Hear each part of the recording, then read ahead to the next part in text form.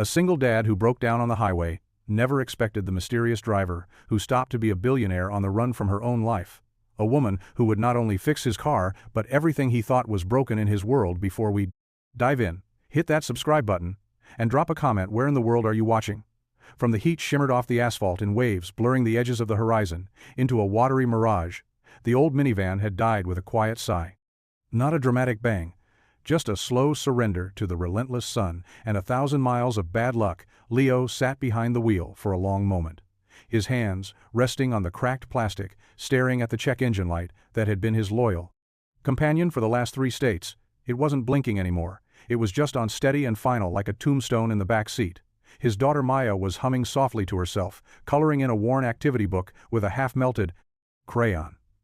She hadn't complained, not once, not since they'd packed the last of their things into boxes and driven away from the apartment they could no longer afford, not when the air conditioning gave out in Arizona, and not now as the silence of the dead engine settled around them like a shroud. He'd failed them.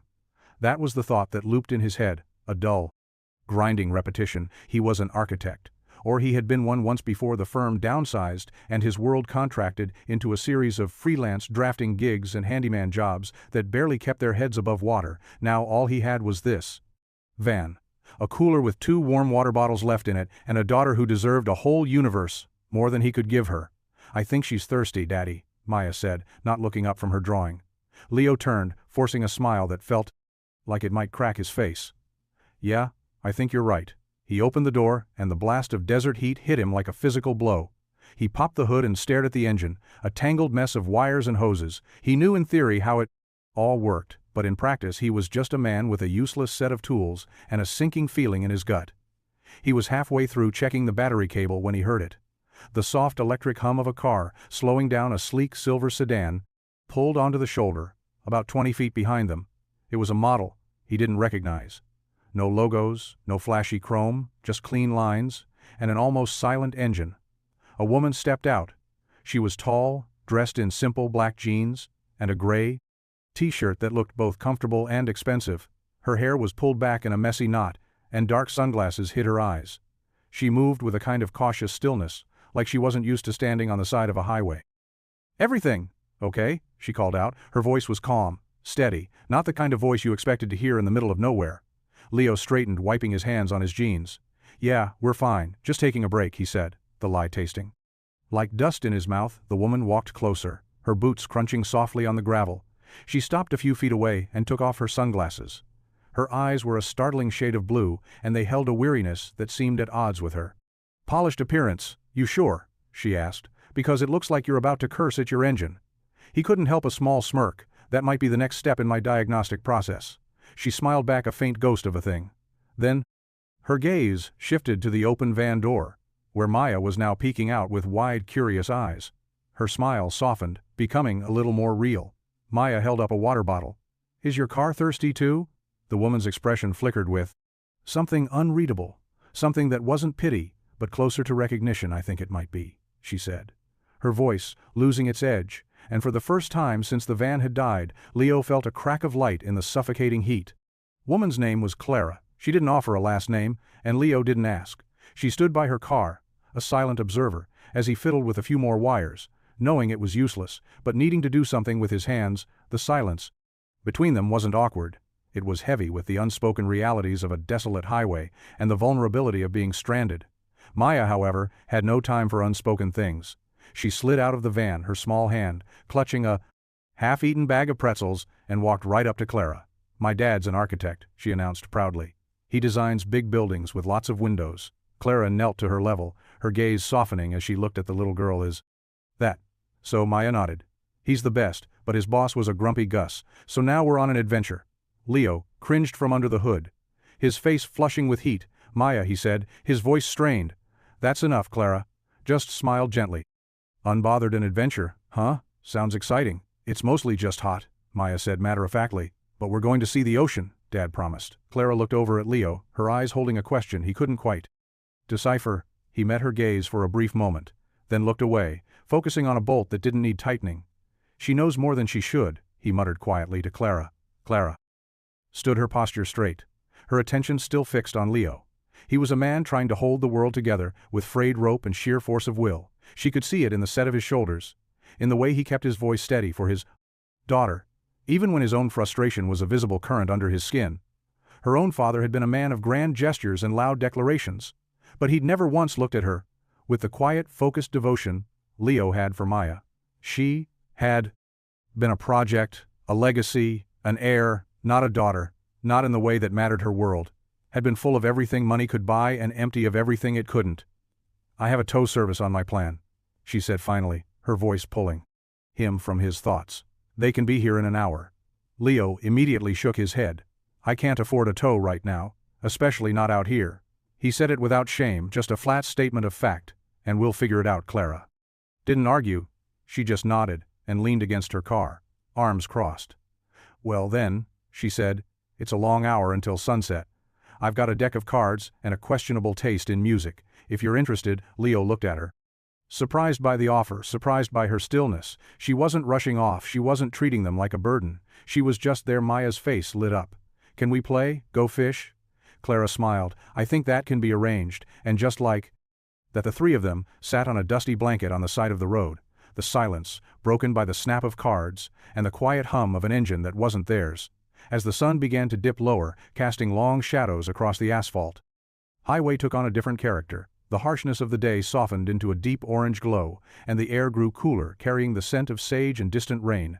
Leo had finally given up on the engine, resigning himself to the quiet wait for a miracle or a state trooper. Clara had won 4 out of 5 games of Go Fish, mostly because Maya kept accidentally showing her her cards. And then giggling about it, they sat in a comfortable silence, for a while, watching the colors of 26. The sky melt into one another. Maya had her head on Leo's lap, half asleep, her breathing slow. And even he gently stroked her hair, his touch a silent promise of safety in a world that felt anything but safe. "You're good with her," Clara said quietly, her voice barely disturbing the stillness. Leo didn't look up. "She's the only thing I got right." Clara watched him. The way his calloused fingers moved through his daughter's hair, the deep lines of worry around his eyes that softened. Only when he looked at her, she had seen men command boardrooms, men who moved markets with a single phone call. But she had never seen strength like this. Quiet, unassuming, and absolute. It wasn't about power or control. It was about love, a concept that had become so foreign to her. It felt like a language she'd forgotten how to speak. "Where are you headed?" she asked. Finally breaking the spell, he shrugged west. "Maybe I've got a friend in California who owes me a favor, might be able to pick up some work there." If not, he trailed off, not wanting to voice the alternative. Clara didn't press. "I'm headed that way too," she said casually. "If you need a ride to the next town?" "I've got room." Leo looked at her, then his pride, a sharp and familiar ache in his chest. "We can't impose. I wouldn't offer if it was an imposition," she replied, her gaze steady and unwavering. "Besides, Maya's already asleep in your lap. I don't think she's planning on walking." Leo looked down at his daughter's peaceful face, and the fight went out of him for the first time in a long time. He let someone else take the wheel. "Okay," he said, his voice low and rough. "Just to the next town." "Thank you." Clara nodded, a small, almost imperceptible smile touching her lips. "Don't thank me yet," she said. "You haven't heard my playlist." The tow truck arrived just as the first stars began to prick the deep indigo sky, a hulking beast of a machine with flashing lights that painted the desert in brief strobing colors. Leo spoke with the driver in low tones, a quiet negotiation that ended with him signing a form and handing over a slip of paper with the address of a garage in a town he'd never heard of. A town called Havenwood. The driver gave a nod, and with a groan of hydraulics, the minivan was lifted onto the flatbed, its headlights staring blankly into the night, like the eyes of a creature that had given up the fight. Leo watched it go a part of him, feeling like he was watching his whole past being hauled away. He turned back to Clara's car, where Maya was already buckled in the back seat, fast asleep. Her head pillowed on a soft leather headrest that probably cost more than his last month's rent. He slid into the passenger seat, the door closing with a soft, solid thud that sealed them in a capsule of quiet luxury. The car smelled faintly of new leather and something clean like bergamot. It was a stark contrast to the familiar scent of old coffee and spilled juice in his van. The dashboard glowed with a minimalist display, soft blue lines and elegant typography. It was a car designed to be invisible, yet everything about it screamed money. Clara drove with a quiet confidence, her hands resting lightly on the wheel. She didn't turn on the radio, instead, letting the silence of the road fill the space between them. They drove, For what felt like an hour, the dark ribbon of highway, unfolding before them, illuminated only by the car's powerful headlights. Leo watched the landscape pass by a blur of sagebrush and distant mesas. He felt a strange sense of dislocation, like he was a character in someone else's story, sitting in a car he didn't belong in. Next to a woman he didn't know, heading to a town that was just a name on a map. "Thanks again for this," he said, finally breaking the silence. "I don't know what we would have done." She glanced over her profile, lit for a second by the glow of an oncoming truck. "You would have figured it out." He wasn't so sure about that. He'd been so focused on survival, on the next step, the next meal, the next tank of gas, that he hadn't allowed himself to think about what would happen if the next step led off a cliff. "You're not from around here, are you?" he asked. Changing the subject, Clara shook her head. "No, I'm from a place with more concrete than sky." He knew what she meant. He used to live in a place like that too, a place where the buildings he designed scraped the clouds and the people inside them never looked up. "Well," she said, her voice softer. "Now welcome to the middle of nowhere." He smiled, a genuine one. "This time, that's one way to put it." And as the lights of Havenwood appeared in the distance, a small cluster of warmth in the vast darkness, Leo couldn't help but feel a sliver of something he hadn't felt in a long time, a fragile, cautious flicker of hope. Havenwood was a town that time had forgotten to update. The main street was lined with brick buildings from the early 20th century, their facades faded but proud. A single blinking traffic light swayed in the center of the town's only major intersection, and the neon sign of the Lone Motel, the Sleepy Hollow Inn, hummed with a low electric buzz. Clara pulled into the motel's gravel parking lot and cut the engine. The silence that rushed in was different. From the highway's silence, it was alive with the distant chirp of crickets and the rustle of leaves in the night breeze. Leo looked around. The place was quiet, unassuming, and for reasons he couldn't name it felt safe. "I can get a www.com room," he said, already reaching for his wallet. Clara put a hand on his arm, gentle but firm. "It's late. Let me handle this one. You can pay me back tomorrow." He started to protest. But she was already out of the car, moving toward the brightly lit office with a grace that seemed out of place. Against the backdrop of peeling paint and overgrown rose bushes, he watched her go, then turned to check on Maya. She was still asleep, her face serene in the dim light of the parking lot. He felt a pang of guilt for dragging her into this mess, for the instability and the uncertainty, for the fact that their home was now a series of motel rooms, and the back of a van that was probably being picked apart for scrap metal in a dusty garage. A few minutes later, Clara returned with 2 key cards in her hand. "They're adjoining rooms," she said, handing him one. "It's the best they had." He took the key, his fingers brushing hers for a brief second. The contact was light, but it sent a small jolt through him, an awareness of her that he had been trying to ignore. "I really appreciate this, Clara," he said, his voice earnest. "I mean it." She just nodded, her expression unreadable. I know the next hour passed in a blur of quiet efficiency. They carried a sleeping Maya into one of the rooms and tucked her into the surprisingly clean bed. Leo pulled their duffel bags from Clara's trunk. His movements slow and tired. Clara didn't hover. She just stood by the open doorway, a silent presence, offering support without words. When everything was inside, Leo stood in the middle of the room, feeling the full weight of the day settle on him. The room was simple: a bed, a small table, a lamp with a penchant sef crooked shade. But it felt like a palace. After the cramped confines of the van, "You should get some rest," he said to Clara. She nodded but didn't move. "You too." He hesitated, then walked to the adjoining door and paused. "Thanks again for everything, for stopping for the ride, for this." She finally met his eyes, her gaze direct and clear. "Everyone deserves a safe place to land." Leo, he didn't know what to say to that, so he just nodded and closed the door between their rooms. But he stood there for a long time, listening to the silence on the other side, a silence that felt less like an ending and more like a pause. The morning light in Havenwood was soft and golden, filtering through the thin motel curtains and painting stripes across the worn carpet. Leo was awake before the sun, his mind already racing with a to-do list that felt both insurmountable and urgent. Find the garage, find a job, find a way to get them out of this limbo. He showered quickly, pulling on the same jeans and a clean t-shirt, the only other one he had. That wasn't wrinkled beyond repair. When he stepped out, he found a small paper bag sitting just outside his door. Inside were 2 warm muffins, a container of fresh fruit, and a small carton of milk. A note was tucked inside, written on a motel napkin, in elegant looping script: "Thought you and Maya might need this. See you whenever you're ready, Clara." He stared at the note, a strange mix of gratitude and suspicion warring in his chest. It was a kind gesture, impossibly kind. But it also felt like charity, and his pride bristled at the thought. He knocked on the adjoining door a moment later. She opened it, dressed in a simple sweater and jeans, her hair still damp from a shower. She looked rested, softer than she had. "On the highway? You didn't have to do that," he said. Holding up the bag, she leaned against the doorframe. "I wanted to." He didn't argue. He just nodded and handed her one of the muffins. They ate in a comfortable silence, standing in their respective doorways, the quiet of the morning broken only by the sound of a distant train whistle. "I'm going to head to the garage," he said. "Finally, check on the van and see if I can talk to the owner about some work." Clara nodded. "Mind if I tag along?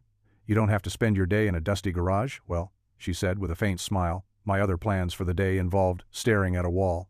"So, this is a definite upgrade," he found himself smiling back, "a real one that reached his eyes." "Okay then, but don't say I didn't warn you when you get grease on your sweater." The garage was at the edge of town, a sprawling metal building, with a faded sign that read, "Henderson's Auto, repair an old battery." Man with a kind face and oil-stained hands was leaning against the counter when they walked in. Leo introduced himself, and the man, whose name was Sam Henderson, led them to the back where the minivan sat, looking even more defeated than it had on the highway. Sam gave a low whistle. "She's seen better days, huh?" Leo nodded. "That's putting it mildly." Sam ran a hand over the engine, his expression grim. "The transmission's shot, son, and the engine block is cracked. You'd spend more fixing it than it's worth." Leo's heart sank. He had expected bad news, but not a death sentence. "So what now?" he asked. His voice hollow. Sam shrugged. "I can give you a couple hundred for scrap parts. That's about the best I can do." Leo stared at the van, the last tangible piece of their old life, and nodded slowly. "Okay," he said the word, feeling like a stone in his throat. As he turned away, he saw Clara standing a few feet back, her arms crossed, her expression a mixture of sympathy and something else, something he couldn't quite place. She hadn't said a word. She just watched and waited, letting him have the moment, a moment he hadn't realized he needed until it was over. The ride walk back to the motel was quiet. Leo's mind was a numb buzz. The $200 from Sam Henderson felt less like a lifeline and more like an insult, a final punctuation mark on a long chapter of failures. He could feel Clara's presence beside him, a steady rhythm of footsteps on the cracked sidewalk, but he didn't look at her. He kept his eyes fixed on the crumbling brick of the buildings. They passed on the weeds, pushing through the pavement, on anything but the pity he was sure he'd see in her face. When they reached the Sleepy Hollow Inn, Leo stopped at the vending machine, fumbling in his pocket for a few loose quarters. He needed something to do with his hands, something to distract from the hollow feeling in his chest. Maya ran out to meet them, her face bright with a smile that was completely at odds with the grayness of his mood. "Daddy, can we go to the park? The one with the big slide. We saw it on our way here." Leo looked at her, trying to summon a smile that didn't feel like a lie. "Maybe later, kiddo. Dad's got some stuff to figure out first." Maya's face fell just a little, but she nodded and hugged his leg with a fierce loyalty that both saved and broke him every single day. Clara had been watching them from a few feet away, her silence a deliberate and careful thing. Now she stepped forward. "So what's the plan, architect?" she asked her. Tone was light, not mocking, but it was the word architect that caught him off guard. No one had called him that in months. "I'm not an architect anymore," he said, his voice flat. "Right now I'm just a guy with $200 and no car." Clara tilted her head. "But you still know how to build things right. You know how to see what's broken and imagine how to make it whole again." He stared at her, confused by the question. "What's your point?" "My point is that a title is just a word. It's not who you are. You're a builder, Leo. You build things that last. That's not something you lose just because you lose a job." Her words were so direct, so certain, that they cut through the fog of his self-pity. For a moment, he saw a flicker of the man. He used to be the one who could solve complex problems with a pencil and a piece of paper, the one who saw potential where others saw decay. He looked at her, really looked at her for the first time since leaving the garage, and saw not pity but a challenge, and maybe something that looked a lot like faith. They ended up at the park, after all, the one with the big red slide that spiraled down from a wooden tower like a blank dragon's tongue. Maya shrieked with delight as she slid down again and again, her laughter echoing through the quiet afternoon. Leo sat on a nearby bench, watching her, a faint smile on his lips. The heavy weight in his chest had lightened just a little, replaced by a cautious curiosity. Clara sat beside him, her legs crossed, her hands resting in her lap. She wasn't looking at Maya. She was looking at the town hall across the street, a beautiful old building with peeling paint and a clock tower that had been stuck at 4 15, for what looked like years. That's a beautiful building, she said quietly. It was, Leo said, probably built in the 30s. Good bones, but it needs work. A lot of work. The town doesn't have the money to fix it. I asked Sam at the garage, he said. They've been trying to get a grant for years. Clara nodded slowly, her gaze still fixed on the clock tower. What would it take to get that clock running again? Leo followed her gaze. A new gear system, probably a full rewiring, maybe even custom parts. It wouldn't be cheap, but it could be done. He said the words automatically, the architect in him taking over for a moment before he caught himself. He shook his head. It doesn't matter, it's just a clock. But it's more than that, isn't it? Clara said, turning to him. It's a symbol, a heart for the town. If it's not beating, the rest of the town feels it too. He looked at her, surprised by her insight. You see things people don't usually notice. So do you, she replied. Her eyes, holding his for a beat longer than necessary. That was the moment he realized she wasn't just a kind stranger with a fancy car and a knack for being in the right place at the place. Right time. She was something else, something more dangerous. Something that made him feel seen in a way he hadn't felt in a very long time. A week trickled by in the slow, unhurried pace of Havenwood. Leo picked up a few odd jobs from a notice board in the local diner, fixing a leaky faucet for the baker, sanding down a porch for the librarian. Small tasks that paid in cash and kept his hands busy. He always paid Clara back for the motel room each night, leaving the exact amount in cash on the small table between their rooms. She never mentioned it, just as she never mentioned the muffins and coffee that appeared outside his door each morning. It became their silent routine, a delicate balance of pride and kindness. Clara, for her part, seemed to be in no hurry to leave. She spent her days reading in the park, talking with the elderly woman who ran the local bookstore, and taking long walks along the creek at the edge of town. She seemed to be shedding a skin, a layer of polish and restraint that had clung to her on the highway. Now, she wore her hair down more often, and her laughter, when it came, was less guarded, more real. One afternoon, Leo was in the middle of patching a hole in plaque tees. The roof of the diner, when he saw her below, talking with Maya. Maya was showing her a drawing, a wild scribble of colors and shapes. Clara was listening intently, nodding seriously, as Maya explained the intricate backstory of the purple blob. In the corner from his vantage point on the roof, Leo watched them and felt something shift inside him. He had been so focused on keeping his and Maya's world small and safe, a fortress of two against the world. But Clara had slipped through the walls. Without him even noticing, she hadn't pushed or pried. She had just shown up and stayed, offering quiet support and a perspective that was slowly starting to chip away at the armor he had built around his heart. When he climbed down from the roof later that day, his hands sore and his face smudged with tar, Clara was waiting for him, with 2 cold bottles of water. She handed one to him, their fingers brushing briefly. He didn't pull away. This time, you know, she said casually, you're starting to become a local legend. The guy who can fix anything? He gave a dry laugh. Yeah, well, legends don't usually live in motel rooms. No, she said, her eyes serious. They just remind people what's worth saving. He held her gaze, wondering if she was still talking about the town's leaky roofs or if she was talking about something else entirely. The letter arrived on a Tuesday morning, tucked into a crisp white envelope, and left on the hood of Clara's car. There was no stamp, no return address, just Leo's name, written in a familiar, elegant script. He picked it up, feeling the weight of the thick paper in his hand. He hesitated before opening it, a sense of unease fluttering in his gut. He had just finished a small plumbing job for the motel owner, and was on his way to meet Clara and Maya for lunch at the diner.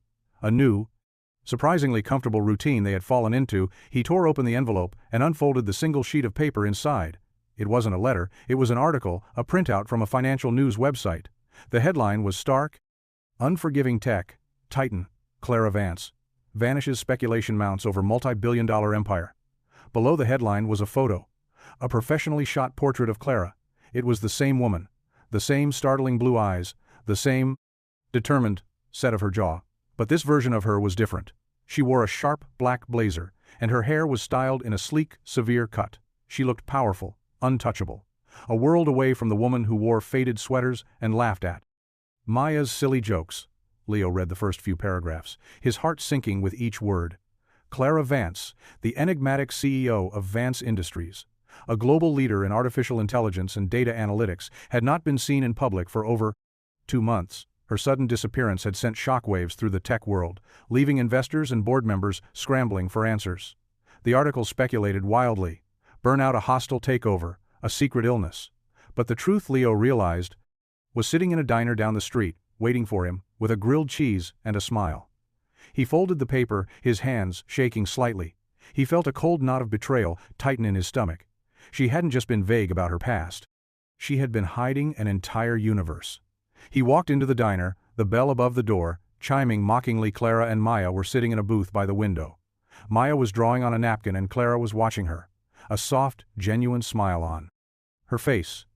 She looked up as he approached, her smile widening until she saw the expression on his face. "Leo, what's wrong?" He didn't say anything. He just slid the folded article across the table.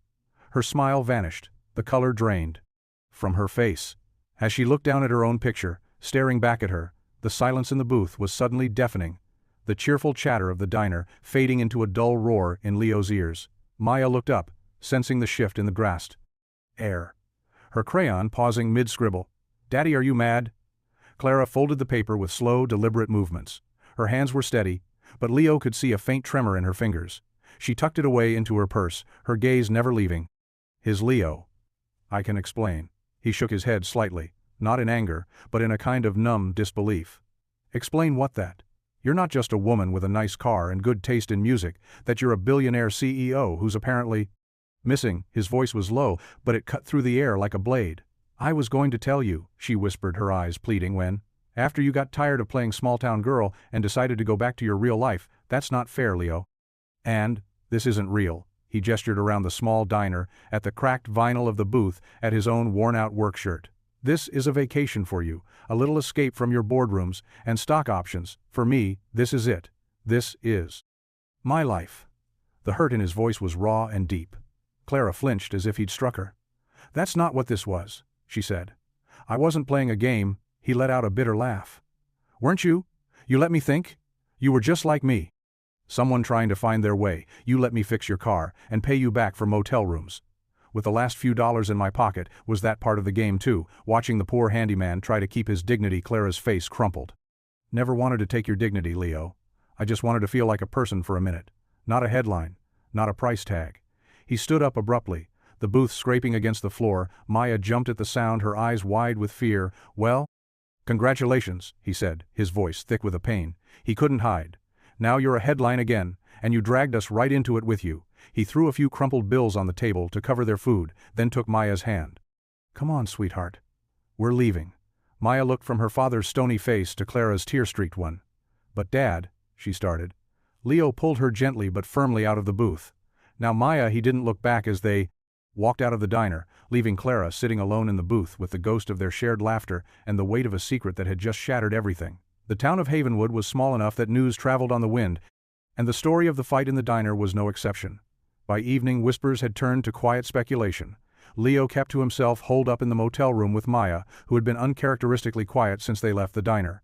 He tried to read her a book, but his voice was flat and hollow. She didn't ask about Clara, but her name hung in the air. Between them, a silent, heavy presence. Leo felt a gnawing mix of anger and shame. He was angry at Clara for the deception, for making him feel like a fool. But he was also angry at himself for letting her in, for allowing himself to hope that maybe, just maybe, something good could happen to him again. Around sunset, there was a soft knock on the door. Leo ignored it. It was probably the motel owner, with fresh towels. The knocking came again, more persistent.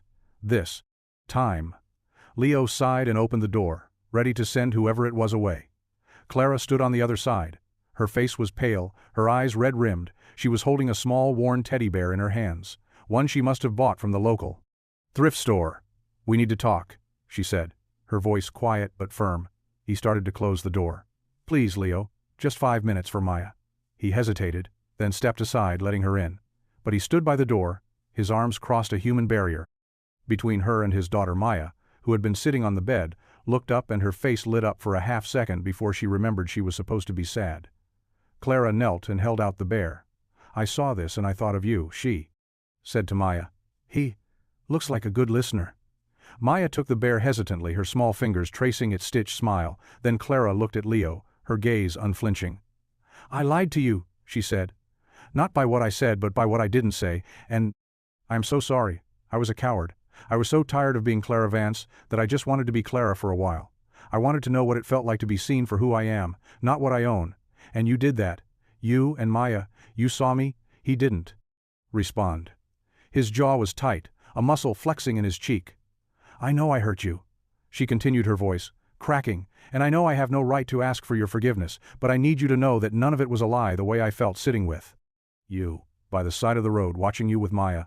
That was the most real thing that has happened to me in years. He finally spoke, his voice rough. You should have trusted me. She nodded, a single tear tracing a path down her cheek. I know, she said. I was afraid you'd look at me differently, the way everyone else does, and now I've lost the one person who didn't. The silence returned, more painful than before, because now it was filled with the truth, the weight of what could have been, and what was now broken beyond repair. Clara didn't stay long. She left the bear with Maya, gave Leo one last shattered look, and walked out into the falling darkness. The door clicked shut behind her, and the sound echoed. In the small room, like a final verdict, Leo sank onto the edge of the bed and buried his face in his hands. Maya came over and put her small hand on his back. The teddy bear clutched in her other arm. It's okay, Daddy, she whispered. Sometimes, people make mistakes that night.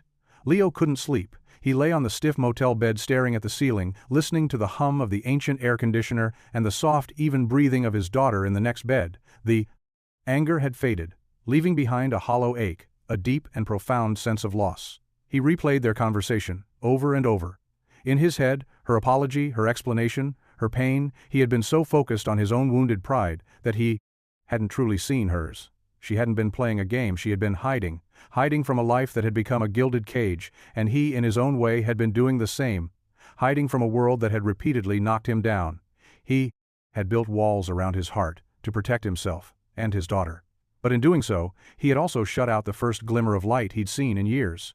He remembered her words on their first night in Havenwood. Everyone deserves a safe place to land. He had been that for her for a little while, and she had been that for him too. He had been so quick to judge, so quick to assume the worst, because it was easier than risking his heart again. It was safer to believe she was just another person who would eventually leave than to confront the terrifying possibility that she might have actually wanted to stay. He got out of bed and walked to the window. Pulling back the thin curtain, the town was dark and quiet. Only light. Coming from the street lamps that cast a lonely orange glow on the empty sidewalks, he saw her car still parked in its spot, a sleek silver shadow. In the darkness, she hadn't left. He felt a pull, a desperate urge to go to her. To tell her he understood, to take back the harsh words he had thrown at her like stones. But he didn't. His fear and his pride were old stubborn companions, and they held him in place, rooted to the spot by a lifetime of disappointment. He let the curtain fall and went back to bed. But the ache in his chest remained a silent testament to the chance he was letting slip through his fingers. The first reporter showed up the next morning, a young woman with a microphone and a cameraman who hovered behind her like a vulture. They were waiting in the parking lot when Leo took Maya to the diner for breakfast. Mr. Morgan, a question about your relationship with Clara Vance. Leo ignored them, his hand tightening on Maya's shoulder. As he hurried her inside the diner, the whispers started as soon as they sat down. People looked over their menus, their faces, a mixture of curiosity and judgment. By noon, there were 3 more news vans parked outside the Plaber. Sleepy Hollow Inn, their satellite dishes pointed at the sky like weapons. It was a full-blown media circus in a town that probably hadn't seen this much excitement since the county fair of '98. The story was everywhere. On TV. On the internet. Clara Vance, the reclusive billionaire found in a dusty desert town with a mysterious handyman. The narrative they spun was a predictable one, a tragic romance, a story of 2 worlds colliding. Some painted Leo as a gold digger. Others as a salt-of-the-earth hero who had captured the heart of a lonely heiress. Both versions made his skin crawl. They were turning his life, his struggles, his connection with Clara into a cheap soap opera, a commodity to be consumed and discarded. Leo felt trapped. He couldn't leave the motel without being ambushed. He couldn't take Maya to the park without a camera lens, following their every move. The quiet sanctuary of Havenwood had become a cage, and he was the main attraction in the zoo. Late that afternoon, Sam Henderson from the garage showed up at his door. He pushed past the reporters with a gruff word and a dismissive wave.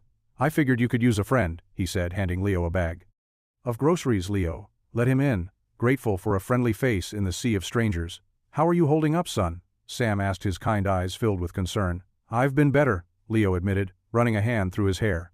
Sam nodded. This whole thing is a mess, but the town's got your back. You know that. We know who you are, Leo. You're a good man, a good father, don't let them tell you otherwise. Leo appreciated the words, but they did little to ease the knot of anxiety in his gut. It wasn't just about the reporters, it was about Clara. He hadn't seen her since their fight. He assumed she was holed up in her room trying to weather the same storm, but her silence felt like a chasm between them. A distance that grew with every passing hour. Later that night, as he was putting Maya to bed, she looked at him with her wide, serious eyes. "Is Miss Clara going to leave now, Daddy?" she asked her voice. Small Leo's heart clenched. He didn't know how to answer, that he didn't know the answer himself, so he just hugged her tight and said, "I don't know, sweetheart, I don't know." But as he sat in the dark, long after she had fallen asleep, he realized, with a pang of dread, that he had probably already pushed her away for good. The breaking point came on the third day of the media siege. Leo was trying to sneak out the back of the motel to get some fresh air when a particularly aggressive reporter cornered him, shoving a microphone in his face. "Is it true? You're planning to sue Clara Vance for emotional distress?" Mr. Morgan Leo froze his blood, running cold. Sue her? The thought was so absurd, so grotesque, that he couldn't even form a response. The reporter pressed on. Sources say, "You feel she used you to escape her responsibilities. Is that true?" Leo's hands clenched into fists. The urge to lash out was a physical force, a white-hot wave of anger that threatened to consume him. But then he looked past the reporter and saw Maya standing in the doorway of their room, her face pale, her eyes wide with fear. That was it. That was the moment everything snapped into focus. He wasn't going to let this circus destroy his daughter's sense of safety. He wasn't going to let them turn him into a monster. He pushed past the reporter without a word, scooped Maya into his arms and marched back into the room. He locked the door and leaned against it, his heart pounding in his chest. He had to get them out of there, out of Havenwood, out of the spotlight, away from the poison that had seeped into their quiet lives. He spent the next hour making calls, his voice low. Urgent. He called Sam Henderson, who agreed to lend him an old pickup truck. No questions asked. He called the librarian he'd done work for and asked if she could watch Maya for a few hours. While he got things sorted, she agreed instantly. Her voice, full of warmth and support. He packed their few belongings into their duffel bags, his movements quick and efficient. He was a man with a mission, a father protecting his cub from a pack of wolves. When he was done, he sat down with Maya and explained that they were going on another adventure, a new one, a secret one. She looked at him, her eyes full of a wisdom that was far too old for her. "Years are we running away?" she asked. He shook his head. "No, sweetheart, we're finding our way back to quiet." He didn't say goodbye to Clara. He didn't leave a note. He couldn't. The risk of it being intercepted and twisted into another headline was too great. He just left a key on the counter and walked away, his heart, a heavy leaden weight in his chest as he drove out of Havenwood in Sam's borrowed truck, with Maya asleep in the passenger seat. He didn't look back. He couldn't bear to see the town that had briefly been their sanctuary disappearing in the rearview mirror. He was doing the right thing. He told himself he was protecting his daughter. But as the miles stretched out before them, on the dark empty highway, the quiet in the cab of the truck felt less like peace and more like a profound and irreversible loneliness. Clara found out. Leo was gone from the motel owner, a kind woman named Martha, who knocked on her door with a sad look in her eyes and a key card in her hand. "He left this for you," she said. He didn't say where he was going, just that he needed to get his little girl away from all this. Clara took the key, her hand numbed the room, felt suddenly cold and empty. She walked to the window and looked out at the parking lot. The spot where the old pickup truck had been was now vacant, a stark and undeniable symbol of his departure. She had driven him away. She had brought the storm to his quiet harbor, and he had done the only thing a good father could do. He had set sail for safer waters. The reporters were gone now. Having lost their main characters, the town of Havenwood was slowly returning to its sleepy rhythm, but for Clara the silence was deafening. She stayed in the motel room for 2 more days, surrounded by the ghosts of their brief time together. She could still hear Maya's laughter, still see Leo's tired smile, still feel the fragile hope that had bloomed between them before it was trampled under the weight of her world. She had come to Havenwood to escape being Clara Vance, but she had only succeeded in reminding herself that she couldn't outrun who she was. Her money, her power, her name, they were a part of her, and they had a gravitational pull that drew everything around her into their orbit, whether she wanted them to or not. On the 3rd day she made a decision. She couldn't undo what had happened, but she could try to make something good come from the wreckage. She called her assistant, her voice clear and decisive for the first time in months. She gave orders. She set things in motion. She used the power she had been running from, not for herself, but for the town that had unknowingly given her a glimpse of what she had been missing. She started with the town hall, the beautiful old building. With the broken clock, she established an anonymous foundation, the Havenwood Restoration Fund, and made a multi-million-dollar donation. Its first project was the complete restoration of the town hall, including the broken clock tower. She hired a team of the best historical architects and engineers, instructing them to use local labor whenever possible. She didn't put her name on it. The foundation was listed as a private trust with no public-facing board members. But she knew the town would feel the impact.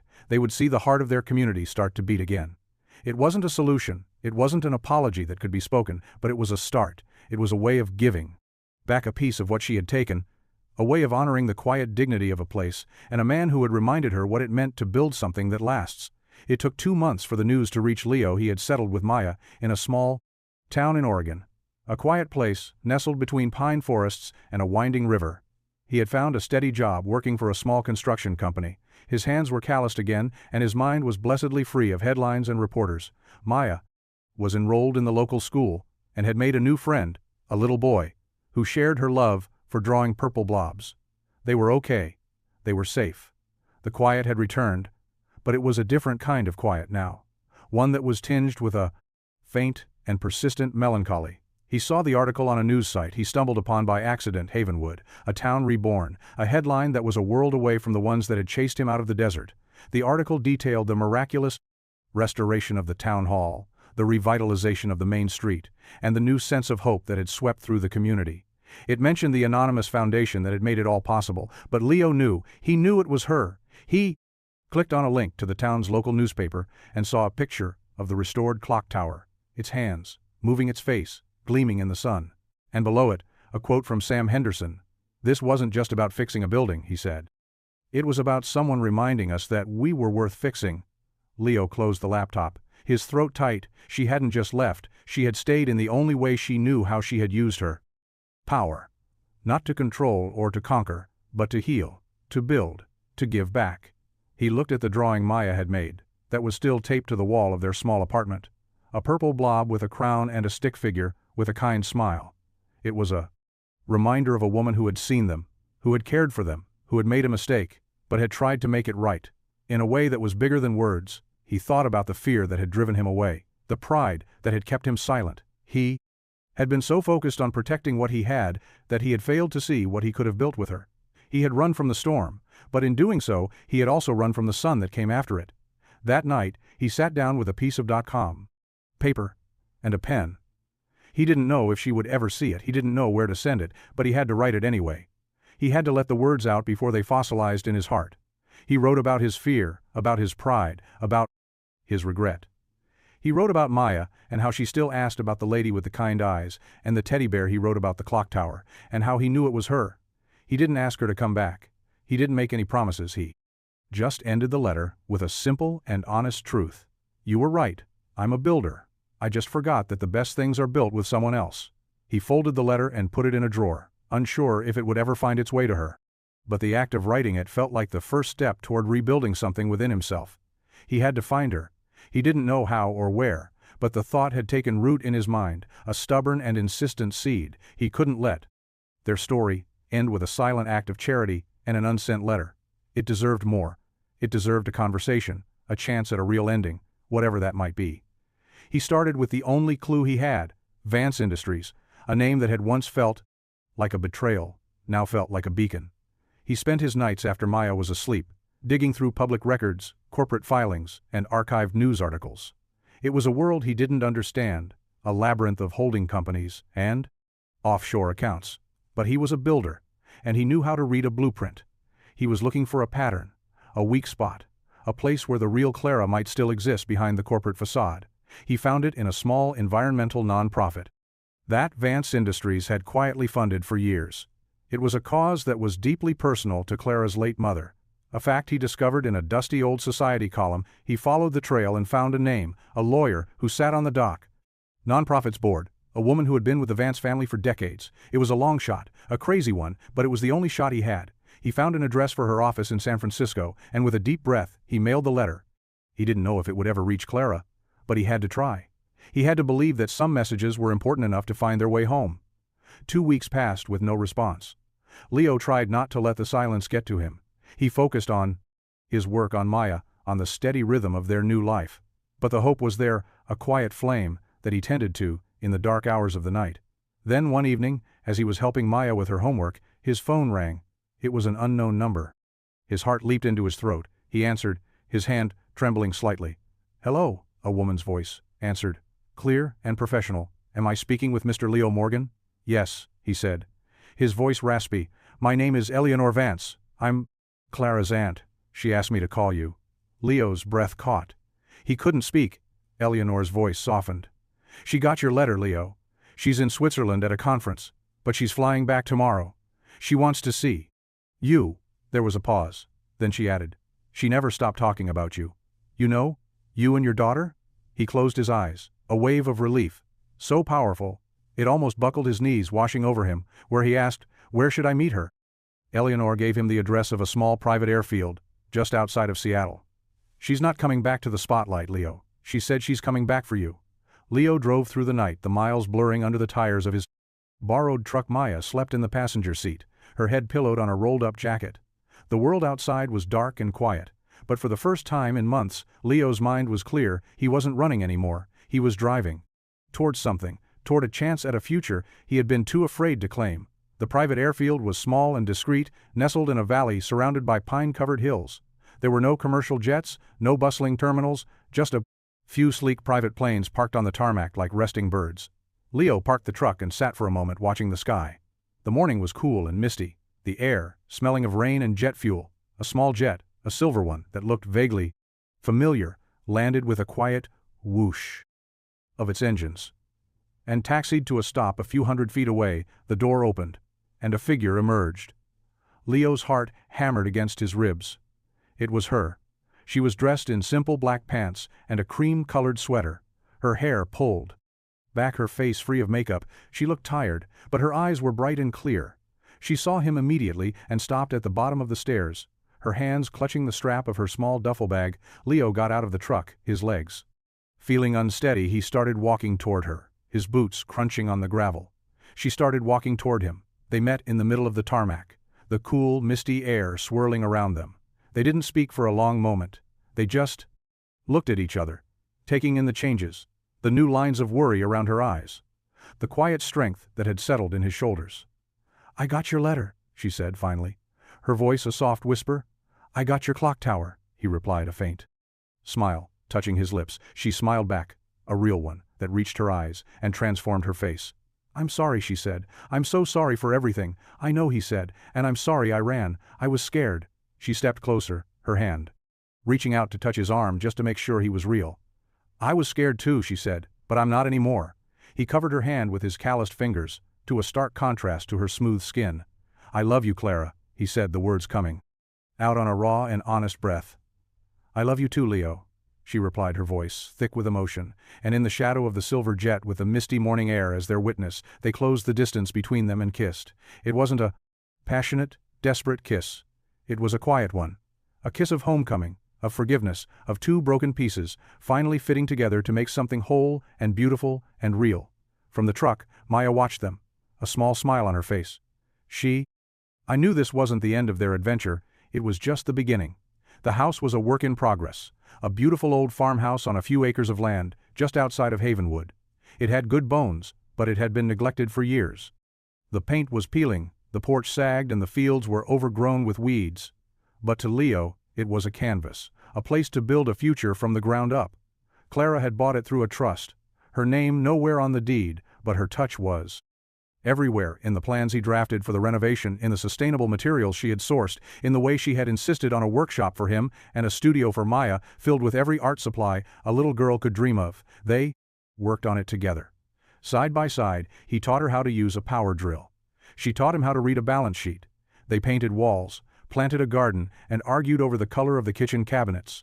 They were a team, a partnership built on a foundation of honesty and trust that was stronger than any concrete they could pour. Maya thrived in the space. She had a room with a window that looked out over the fields, and she spent her afternoons climbing trees and chasing butterflies.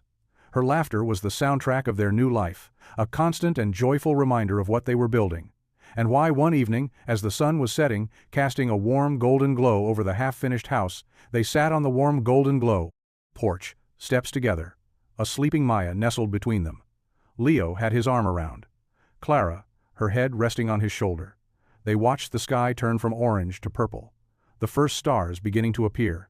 "You know," he said, his voice a low rumble in the quiet, "I never thought I'd have this again. This kind of peace." Clara looked up at him, her eyes full of a deep and steady love. "Me neither," she said. "I spent my whole life chasing success, thinking it would make me happy, but it was always empty.